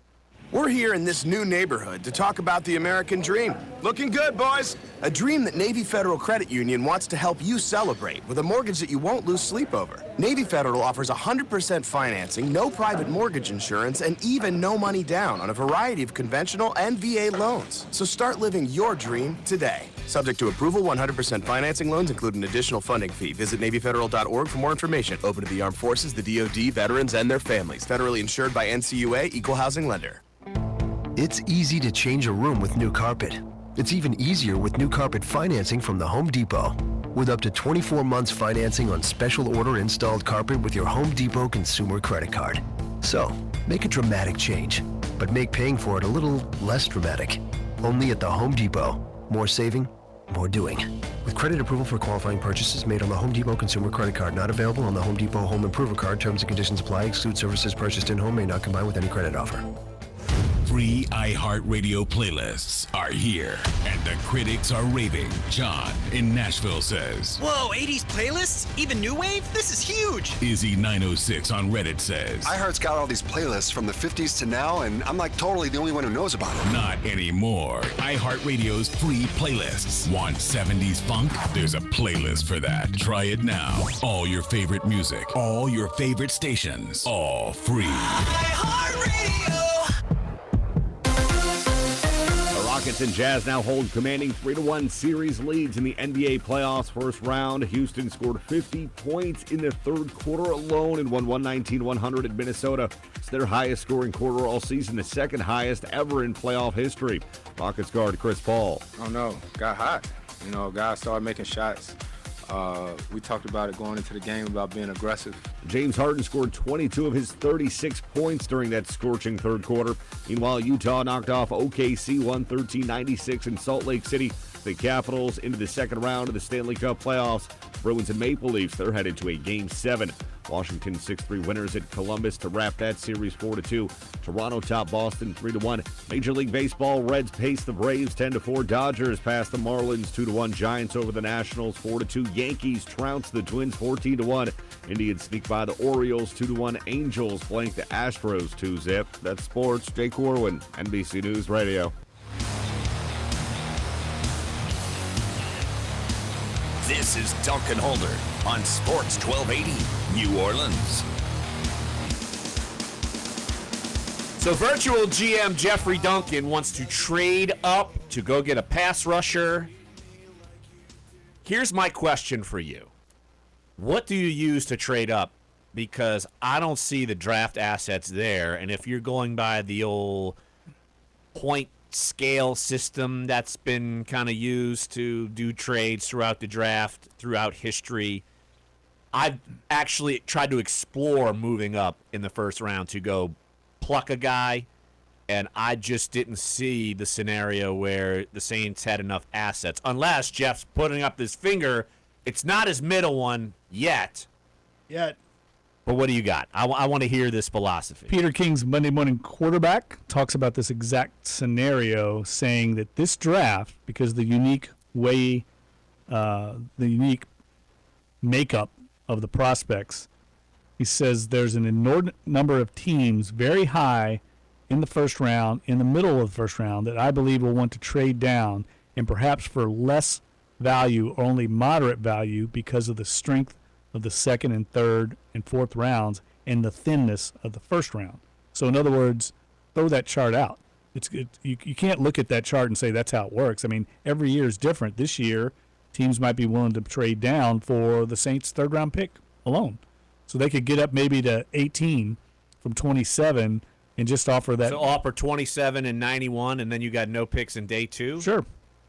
To get what this team needs, if like Marcus Davenport's there or something, I would do or it. Harold Landry, or maybe say like a Daron Payne. I know our own Josh Katzenstein has Daron Payne as their pick. If he's there, I think the Saints run to the podium. I don't think he's going to drop that far. But that would be a situation where the Saints are sitting there at 27, probably have already talked to, say, Seattle and said, look, if we, keep us in mind, because when you get on the clock, if there's a certain player there that we want, we would offer this. And so they'd be reliant on somebody falling to that level. And I think someone like Marcus Davenport could fall. I think someone might fall in love with him, like I heard John Gruden and the Raiders really like him. But if Roquan Smith is there for the Raiders, maybe they take him instead, and then they bypass Davenport, and all of a sudden he starts falling. Saints go get him. Okay. Or Landry. Yeah, so my thought, because I just didn't see how they could move up. And look, could that happen? Sure, of course. But I have the Saints, and they've done far and away enough homework on Arden Key. And Mike Mayock was not bashful about saying what he thought about Arden Key in a conference call last week. Something like that. Probably last week. That he sees Arden Key as fallen in the fourth or fifth round because of the off-the-field issues and everything that's come out. We've heard reports about him falling off draft boards, like a couple of teams taking him completely off. So if he would fall to the fourth round, and going by the philosophy that you and me both agree on, Jeff, that 8 rookies aren't going to make this team, that you could put the fourth-round pick and the first, fifth-round pick, move up a few spots. I had, hypothetically, with Washington, to go draft Arden Key higher in the fourth round, and you roll the dice with him. I could see that happening, and in day 3, you could swing and miss on a day 3 pick. Yeah, Arden Key on day 3 would be well worth the gamble. And while we're on this subject, I don't think we've broached this before, but I want to get your all's thoughts on this. Why did Arden Key or LSU or whoever handled it the way they did not come out and come forward with what was wrong with him? And why did they try to cover it up? It was always going to come out. You know it's going to come out. It did come out. Now we know he had some drug issues, marijuana issues, much like Tyrann Mathieu did. And look at how it was handled, two different situations, how they were handled completely different ways. I like the way Tyrann Mathieu and Les Miles handled it. Come clean, admit it, move on, move forward. Instead of all this mystery, nobody knew what was going on. Nobody knew if he was hurt.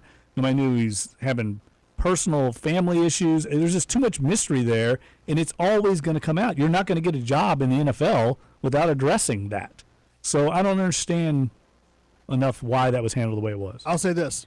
There's a reason why it happened the way it happened, and there's a big difference between being at LSU and having this come out and not being at LSU and having this come out. So you're talking like when Tyrann Mathieu was off the team. Yeah. I would say that's probably fair. Because a lot of that stuff was coming out and became more public when Tyrann Mathieu was not no playing longer on for the LSU. team.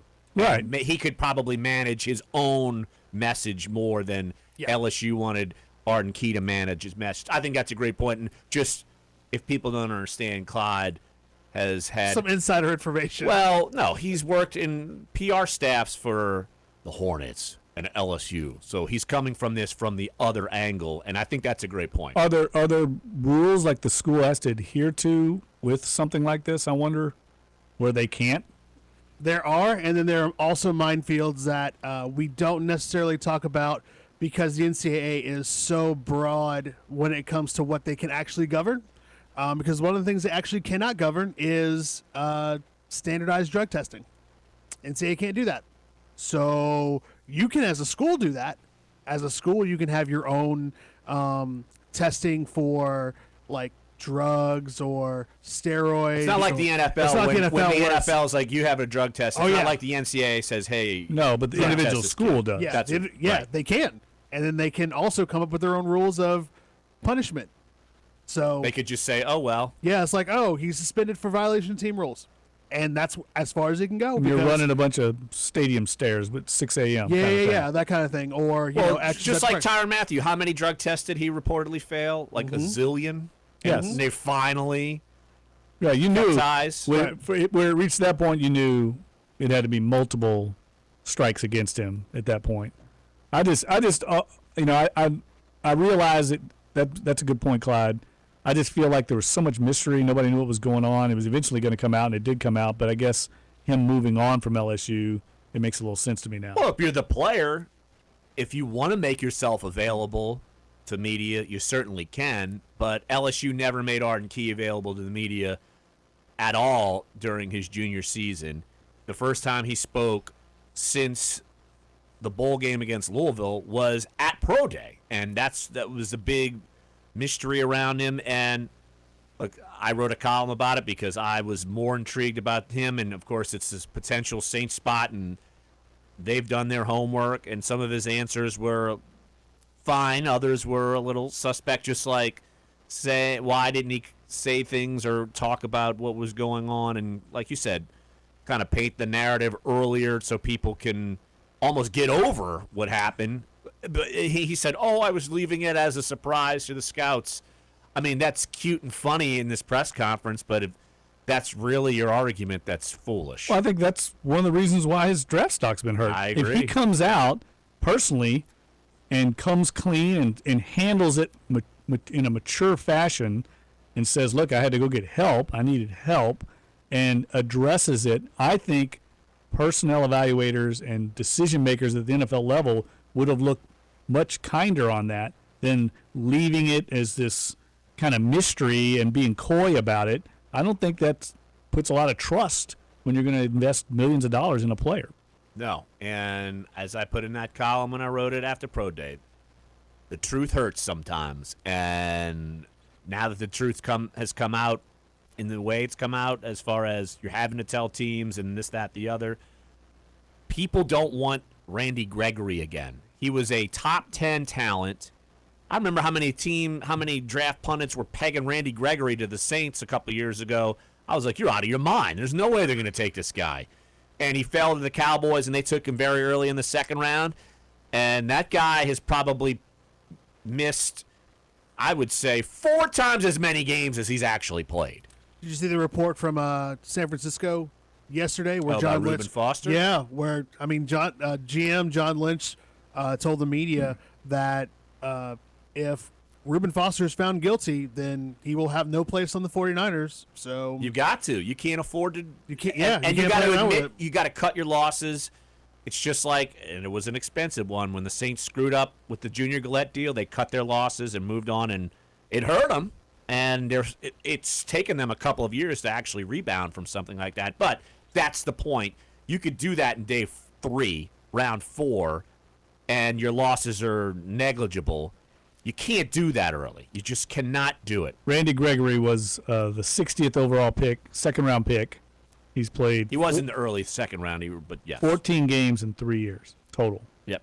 All right, let's take a break right here on the show. When we get back, we'll talk tight ends. Why does Jeff? Why does Larry? Why does Josh Katzenstein?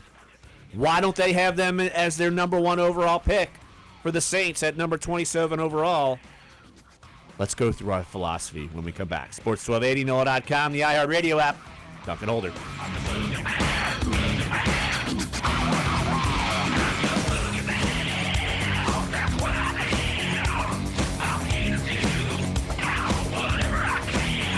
Your forecast on Sports 1280, New Orleans. This report is brought to you by Regional Planning Commission. Another pleasant day across the area with some filtered sunshine and comfortable temperatures. Starting off a bit chilly again early on here with temperatures in the 50s, but warming nicely into the middle 70s by later on in the afternoon. Not a lot of moisture around, so with our next frontal boundary making its way in on Thursday, it doesn't look like we're going to see a lot of widespread coverage. For Fox 8, your weather authority and Bounce TV, I'm meteorologist Nakandra Norwood. Crashes happen when you don't watch out for others on the road. When biking, obey stop signs and traffic lights. When driving, stop for people in crosswalks. When walking, obey traffic signals. Being safe is a shared responsibility. Remember, you're not alone on the road. Hi, Eric Ashwood, celebrity chef Scott Craig of Katie's. Scott, you have to be excited about Katie's expanded second floor seating and private dining rooms. Yeah, but how about my vast local sports knowledge? You know sports, but shouldn't we be talking about your award-winning Sunday brunch? I'd rather talk about the Saints and the Pels. How about your award-winning pizza or daily specials? How about them Saints? I admit you have a great take on local sports, but what about Katie's award-winning menu? Okay, folks, I invite you to dine at Katie's. Eric and I don't have to brag about the food at Katie's. The food speaks for itself. Katie's open 7 days a week in the heart of Mid-City at 3701 Oppenheimer. Whoa, long time no see. It's me, the Rock t-shirt in the back of your closet. Dude, remember? You crowd surfed in me, man. But you haven't worn me in like forever. I get it, you're retired, but I still got some rock left in me. So take me to Goodwill, where I can really make a difference. Your donations to Goodwill create jobs, training programs, and education assistance for people in your community. To find your nearest donation center, go to goodwill.org. Donate stuff. Create jobs. A message from Goodwill and the Ad Council. The world premiere of the latest Marvel film in Los Angeles, Avengers Infinity War, uniting Iron Man, Thor, the Hulk, and the rest of the Avengers to battle the enemy. Directors the Russo brothers warning fans not to check social media to avoid all spoilers until fans can see the film. Smallville actress Allison Mack could be facing prison time for her alleged involvement in a sex trafficking case. Mack, arrested in New York City and indicted on sex trafficking and forced labor conspiracy charges. She supposedly recruited women for Nexium, which authorities say was passed off as a self-help group but was really an organization that turned women into sex slaves. She and the alleged cult leader could both reportedly face a minimum of 15 years behind bars if convicted. Harry Potter and the Cursed Child on Broadway opening to rave reviews. The New York Post said they'd never seen anything quite like it, calling it Broadway magic, while the New York Times saying the more than 5-hour-long show, which is presented in 2 parts, is now the gold standard for fantasy franchise entertainment. The $68 million production, the most ever spent on a non-musical Broadway production. Leonard Skinner is planning to play its farewell concert in the city where the band was formed. The Southern rock icons adding one more date to their Last of the Street Survivors farewell tour, a September 2nd show in Jacksonville, Florida. Kid Rock and country star Jason Aldean scheduled as opening acts. That's entertainment. Jennifer Bolsoni, NBC News Radio.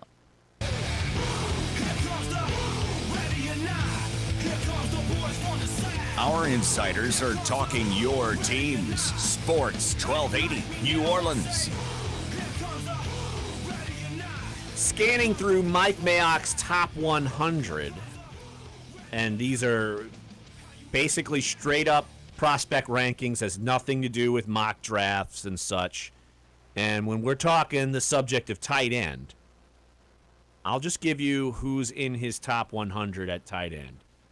He had his top rated tight end is Hayden Hurst of South Carolina, and he has him at number 35 on his list. Let me keep scrolling because the next one is Mike Gesicki. Of course, Penn State tight end at 58. Dallas Goedert at 62. Mark Andrews at 67. Chris Herndon from Miami at 68. And anyone else in the top 100? Tyler Conklin he's from Central Michigan at 96. And that's his top 100 tight ends. That alone just goes to prove the point we're about to make about tight ends. The fact that any of these guys aren't being mentioned in the top 20 or top 15, or no one's being an O.J. Howard, no, even you could say a misevaluation on Eric Ebron. But the tight end, to me, is still a total mystery in this draft. I think people have just been programmed after seeing mock draft after mock draft after mock draft after mock draft from experts, just throwing a tight end to the Saints at 27. People are saying, oh, that's what they got to do. I totally disagree. Absolutely 100% totally disagree. Well, and the other factor, not only is this not a great tight end group by any means, the other factor is the Saints just have never invested a first-round pick in a tight end. They haven't done it since, the last first-round tight end? I'm kind of scared to ask. Either one of you two know. A little trivia. Trivia time. A little trivia. What is it? Irv Smith. Oh, I remember him. Is that in the Willie Roaf draft? 93. That was Willie Roaf. Willie Roaf draft.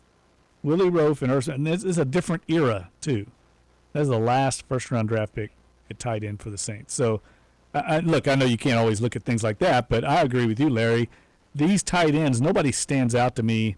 And I think people, like you said, they're just programmed. They're looking at other drafts, and they're just programming popping in a tight end, when I think the Saints are going to just take the best guy there on their board because they're in position to. They have that luxury to do that. But all things being equal, more than likely, they're going to have a pool of players, a handful, that are all graded similarly. And so it's not going to be so cut and dried to say the best player on the board, unless one of these guys that's in their top 15 drops down.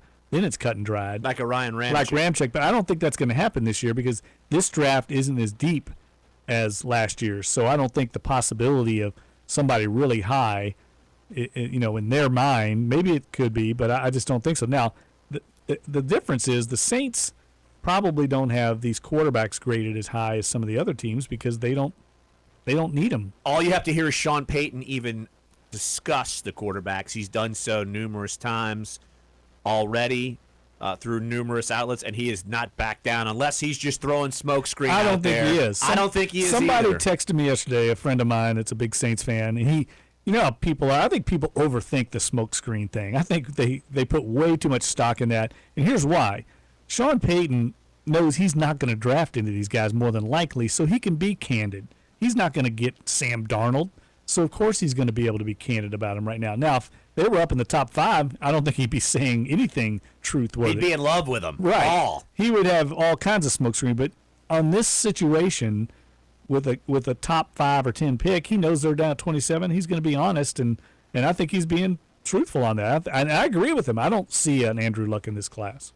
Or a Carson Wentz or somebody like that. Now, he's always looking for one, and he's admitted that as well. But I think you're right in that Sean Payton is telling it like he thinks it is because he feels like he's probably got enough clout to do so, and I would agree he's certainly got enough clout to do so, and he certainly knows how to coach quarterbacks. There's no doubt about that. And you were there. I was not there. But there are also people are overstating and overplaying what he said about Lamar Jackson. He was asked about Lamar Jackson. So he's going to answer it. It wasn't like he just brought it up on his own. He was asked about him, and it was kind of, some glowing, but it wasn't all glowing. So I just feel like people are acting like he brought it up on his own and was praising him. No, he wasn't. Totally inaccurate if you think that's the case. He was asked specifically about Lamar Jackson. This was at the owners' meetings. And this, to me, was telling. The first thing he mentioned, he's got a great smile. When I heard that, okay, he's not some superior, he's not Johnny Unitas or Joe Montana, but boy, he's got a Hollywood smile. Well, I would say, and that's a good point, but I would say one of the first things he says about Drew Brees, he's got huge hands.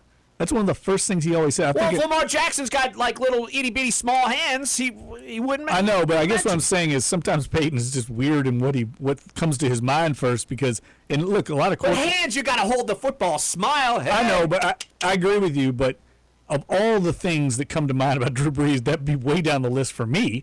If somebody asked me, what's it like covering Drew Brees, what's he like, that would be like number 20, but it would come to mind. But Peyton, things pop in his head sometimes. Let's face it, he's not normal. I don't think anyone's normal if you're a head coach because you're wired differently than everyone else. But all right, let me kind of reverse back to the tight end chatter. And I am all about the Saints taking a tight end outside of round one. I have no problem with them taking a tight end outside of round one. And all you've got to do is look at some of the history. And I wrote a tight end column last week. The history of some of the stud tight ends in the NFL. Gronk, second round. Jimmy Graham, third round. Travis Kelce was a third rounder. Jason Witten was a third rounder. Now, Tony Gonzalez was a first rounder, and they got it right there. Jason Witten might have been a first rounder. I think he was a third round guy. Was he really? Wow. Yes. Because he's had a really distinguished career. I mean, if you get a Jason Witten, that's what you want, right? Antonio Gates was undrafted. You know, it's something that I just think it's really I don't think it's hit. I think it's more missed than anything else. Okay, I'll give you third round tight ends. Well, outside of day one, Gronk, Jimmy Graham, Travis Kelce, Jordan Reed, Jason Witten were the most recent ones. The first round tight ends since 2006: Vernon Davis, Mercedes Lewis, Greg Olson, Dustin Keller, Brandon Pettigrew, Jermaine Gresham, Tyler Eifert, Eric Ebron, O.J. Howard, Evan Ingram, and David, I forget how to pronounce his name, Joku, David Njoku, the kid out of Miami. Yes. Those are your tight ends since first-round tight ends since 2006. Would you rather take the ones on day two or the ones on day one? No, that's a very good point. Great list. And I think that kind of establishes maybe the value of that position in the NFL, even as valuable as it is to the Saints. I think they've got good tight ends on the roster. Ben Watson is enough. He's good. They're fine at tight end. They got 4 good tight ends. They can worry about drafting another one another day. Or maybe take him in the 3rd, 4th round. I agree with you. What would be better? A defensive tackle who can make plays on defense, a defensive end, another corner, or a tight end who maybe might catch 4 passes a game and you hope he can block when you've got weapons all over the map? Come on. Yeah, and Drew Brees has proven over the years that he can take kind of mediocre skill position players, and spin gold out of hay. Ben Watson. If you want to talk about tight ends, Ben Watson, put him right up there on the list. He's at the top, in my opinion. But guys like Lance Moore, Willie Snead, Marcus Colston, none of those were high picks. Some of them weren't even drafted. And they've been very productive in this offense because of the way the Saints run it and the multiple weapons that they have at their disposal. All of a sudden, defenses aren't concentrating on the tight end. And they're not going to concentrate on the tight end in this offense. They're going to concentrate on Mike Thomas and those 2 running backs. And that's going to leave just a tight end, just an average tight end is going to have opportunities here. And Ben Watson's a little bit of above average tight end, I would say. Even at his age right now. And he's on a 1-year deal, and he knows this could be his last run, but the Saints know exactly what they have in him. And he bounced back from his injury a couple of years ago to have a very good year. So much so, he had more production than every tight end combined for the Saints. I feel good about him. 1 year. Who can't? I just can't get it. I think it's It's the groupthink. Yes, that's exactly what has it is. been That happens every year with the draft. Every year. And part of the reason for that is what Peter King had in his Monday Morning Quarterback. We have 4 months to think about it. Why is the draft in late April and early May? It's ridiculous. So there could be 4 months of hype. Come on. It's ridiculous. You got to have the combine, and then you got to space it out, and you got to come on, Jeff. Have Senior some Bowls league there. owner meetings and stuff. You got to have pro days where NFL Network can go and fill some airtime. There's some other game that goes on in February that I guess some teams play in for some trophy. I don't know, man. I mean, look. Bore me to death. Or if the draft was earlier, you'd have 3 months of OTAs. Even worse. Take your give and take, Jeff. Even Be worse. careful what you wish for. Here's a good thing, though. Clearly, with New Orleans becoming a basketball city, that just means that we're closer. We're closer to the All-Star. We're closer to the All-Star break. So once the Saints season ends, and during the Saints season, we'll be talking about the Pelicans, man. So you don't have to worry about any of this stuff. The NBA does it right. They establish the lottery, and then 2 or 3 weeks later, they have the draft. But then you don't talk about the NBA for 4 months. They fall off the map. NFL spreads it out. That's not true. That's true. That's the NFL drives it. Come on, you know it. I mean, you got Summer League. You got Nobody some other cares. things. Summer League. That's like OTAs. Yeah, that's until you get to be one of the lucky souls that gets to go to Vegas for 2 weeks. Yeah, that's not terrible. The random reporter. So one guy loves it. There is nothing worse than Summer League NBA basketball. See? Come on. I remember everybody getting fired up. Preseason NFL football? People getting fired up a few years ago. Who was that guy, the little guard that was lighting it up for the Pelicans? Oh, Jimmer Fredette? I don't know. Jimmer Fredette. Guy was averaging 30 Jimmer points time. a game. Jimmer time. Everybody was getting fired up. It was a little Pierre Jackson, is that his name? He was a little point guard from Baylor or something. He was averaging 28 points a game. Everybody's fired up, and once the real ball got thrown up. What, are you telling me that preseason and or non-real competition doesn't breed actual results like NFL preseason does? What are you talking about? I'm not saying NFL preseason is great, but I'm There's a lot just of saying people what the don't- NFL you're does not. by design. There's a lot of people who don't like people NFL live and die preseason off football. of this stuff. That's just what it is. The NFL People with doesn't- no lives, yes, live and die. There are millions of people that have no lives and still have dollars to spend. Did you Jeff. read the column? It was great. There was somebody in there that said, quoting an NFL source or an NFL executive, is saying they feel like the NFL draft can be as big as a presidential election. That's how delusional these people in Park Avenue are. They think it's that big. Come on. It's pretty big. I'm not saying it's not big, but it's not that big. Get over yourself. It's For a real. draft. For real. It's a player draft. It's a close second. Hashtag true dat. And they're getting ready to have this year. We talked about on the show the other day. They're going to have basically teams, fans divided up at Dallas. Was it AT&T Stadium? Almost like a primary convention, like a Republican or Do you get to Democratic wear a convention. cool little white top hat, like You a get to wear your styrofoam hat? Yeah, you get to wear your and sit with your other And look like Colonel Sanders delegates and his hat. Yeah, it's like a delegation. You'll have like the Saints delegation, and somebody made a good point. I don't think the Rams have a pick to like the third round, so their little delegation's going to be sitting there. I don't know what they're going to be doing. Well, people in Los Angeles probably don't even know the draft's going on. So that's one place no one really cares. All right, let's take a break right here. One more break. Lots of good conversation. If you missed any of it, we're going to have more of it tomorrow and the next day, of course. But if you missed it, sports1280.com, NOLA.com, YouTube, and Clyde will have an update.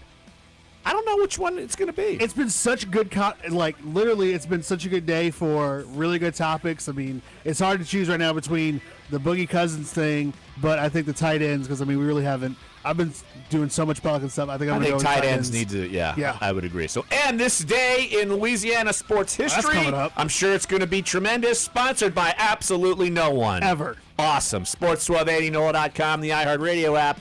Duncan Holder. Feels strong like an old machine. All the Yankee bucks were there.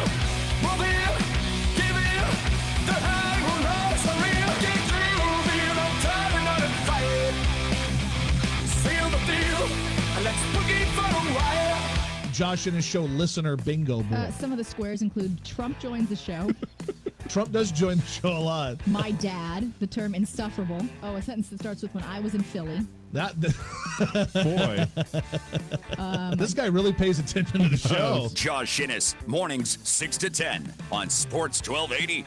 We're here in this new neighborhood to talk about the American dream. Looking good, boys. A dream that Navy Federal Credit Union wants to help you celebrate with a mortgage that you won't lose sleep over. Navy Federal offers 100% financing, no private mortgage insurance, and even no money down on a variety of conventional and VA loans. So start living your dream today. Subject to approval, 100% financing loans include an additional funding fee. Visit NavyFederal.org for more information. Open to the Armed Forces, the DoD, veterans, and their families. Federally insured by NCUA, Equal Housing Lender. Ryan! I don't know how else to say this, so I'll just say it. What is it, Linda? I think we should see other people. Are you breaking up with me? On a roller coaster? Well, we do have a lot of fun. Maybe we should stay together. An emotional roller coaster? Surprising. What's not surprising? How much you could save by switching to Geico. I just need a little me time. Geico. 15 minutes could save you 15% or more. I'm KFC's extra crispy Colonel, and you're the extra busy regular person who has to make dinner for a family of 4. But you can shirk that responsibility because my extra crispy tenders $20 fill-up from KFC contains 12 extra crispy chicken tenders, 4 dipping sauces, 4 biscuits, 2 orders of mashed potatoes, and a side of coleslaw for just $20. And now that'll feed them. KFC, it's extra crispy good. Pricing and participation may vary. Tax and substitutions extra. Swamp Elite Retreat is a nonprofit charity dedicated exclusively to benefiting our nation's active military, veterans, and their families' well-being. They offer counseling, tutoring, workshops, and events throughout the year, providing service and meeting the needs of our elite. Swamp Elite Retreat is committed to improving the emotional, physical, spiritual, and economic benefit of our military and veterans from across the country at their 25-acre comfort center. Sponsors and donations are welcome by visiting SwampEliteRetreat.com. That's SwampEliteRetreat.com. It's getting hot, so make sure you're not. Take advantage of our $69 spring special. Call River City's Total Maintenance now, 504-841-3300 to schedule your air conditioning maintenance today.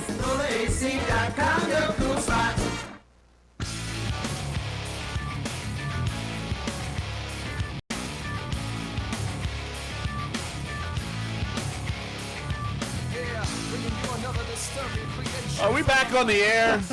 Dave just about made me pee my pants a little bit. The Simpsons montage, probably the greatest New Orleans montage in the history of mankind. There's no question.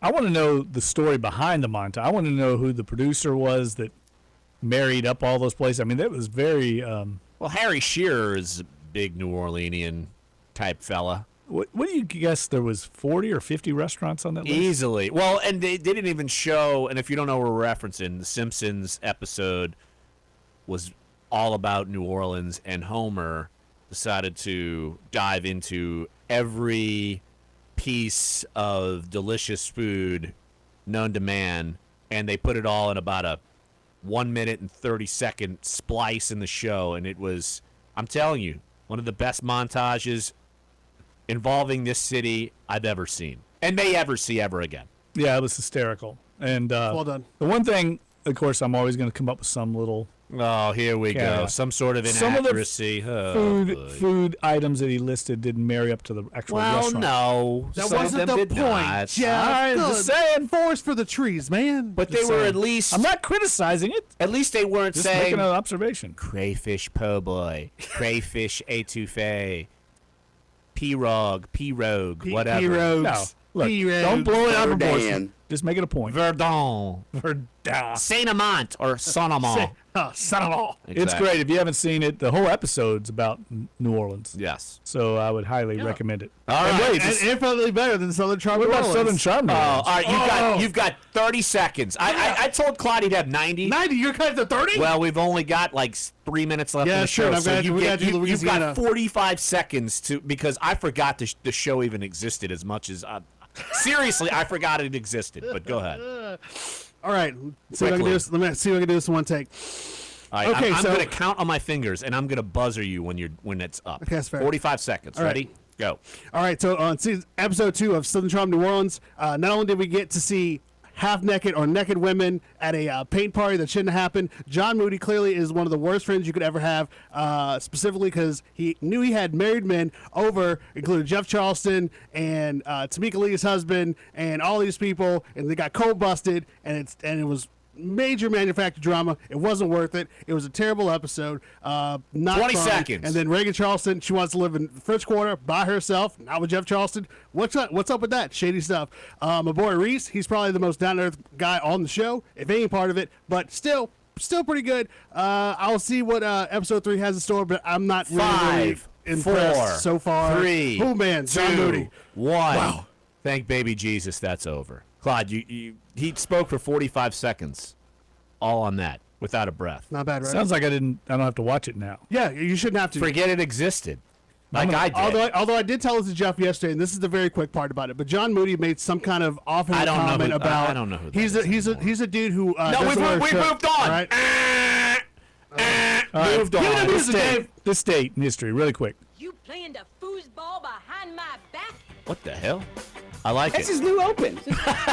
Oh, yeah, that's right. You know. Claude Verdun and the Zydorifics. April 24th. 1994. Lovely year of 1994. On this date, in 1994, the Indianapolis Colts, the NFL's worst rushing team for the past 3 seasons, selected San Diego State running back Marshall Faulk in the first round, second overall pick of the annual draft. The Carver High grad who decided to enter the draft following his junior season was picked after Ohio State defensive tackle Dan Wilkinson. Colts coach Ted Marchibroda called Faulk the football player we wanted. A 3-time consensus All-American, Faulk's statistics with the Aztecs were impressive. He had 766 carries for 4,589 yards and 57 touchdowns, rushed for at least 100 yards in 23 of his 32 career outings, and had 7 200-yard games, plus 2 300-yard games. And he no longer works for the NFL Network after alleged bad things. And I heard he hates the Times-Picayune. Is that right? 24 years ago that happened. I don't think he's very happy with us, put it that way. Still, he holds a grudge, I will say that. And because he never made like an all-Metro team or an all-state team or Yeah, something. I don't know how that happened. How did literally Marshall the Faulk only- not make our all-Metro team? Well, I mean, this is probably for a lot of reasons. But literally, everything else was boxing today. Lots of boxing. So Lots of boxing. Well, guess what? We're out of time. Great show. Want to thank Andrew Lopez.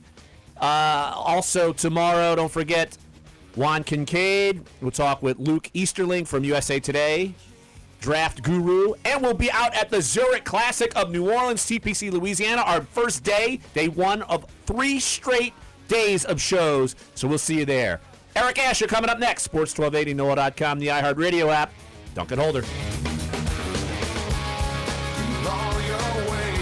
Have you checked out iHeartRadio's free playlist yet? Not only do we have one perfect for any moment, we also created playlists perfect for any decade. Flashback to the 70s, the 80s, 90s, or stay right here in 2018. Plus, we're talking pop, rock, country, and we'll even break it down by decade and by the year.